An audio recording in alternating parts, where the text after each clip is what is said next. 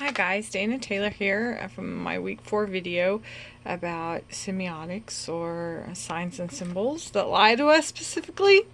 I was really glad that Dr. Caspary talked about the bathrooms because I was recently at a rather large meeting, an important meeting with some important individuals, and it was a single-use restroom for both men and women, and the women's line was extremely long.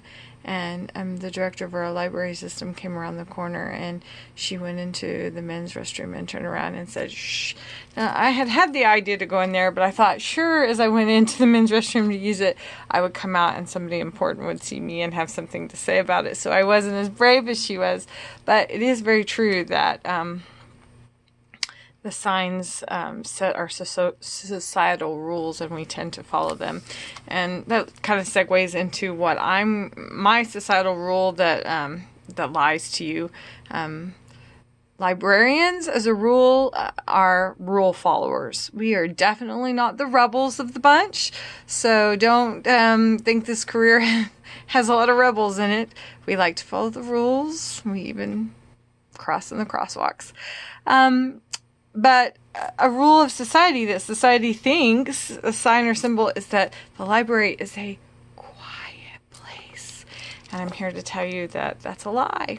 Libraries are hustling, bustling areas of study and exploration, and they're being modified every day to be still relevant. And we have maker spaces and we have kids playing, and it's never quiet in here. It's not the place you come to study. I think the only libraries I've been in the last 10 years that are actually so quiet might be a university library where people are actually there to study and not there to learn anything else.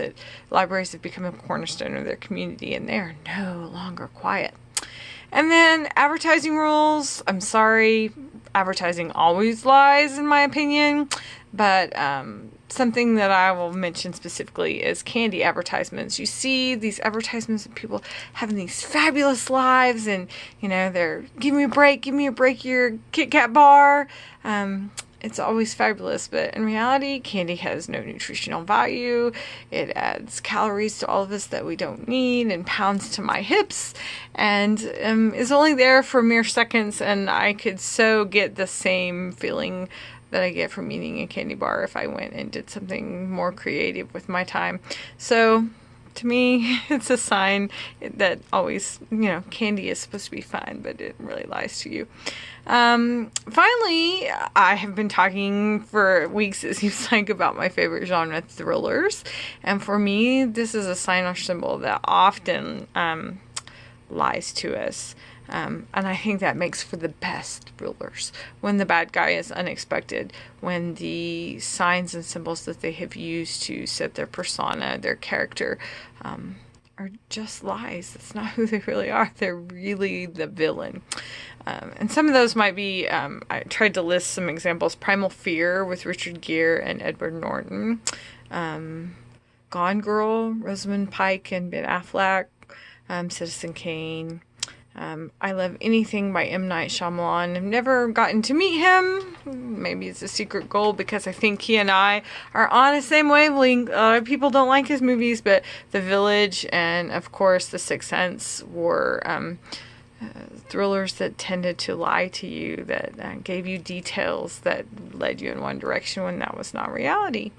And then finally, Planet of the Apes, which might seem weird, but if you think back to the first time you saw it, the ending, were you expecting that? Was that what you really thought had happened in this whole story?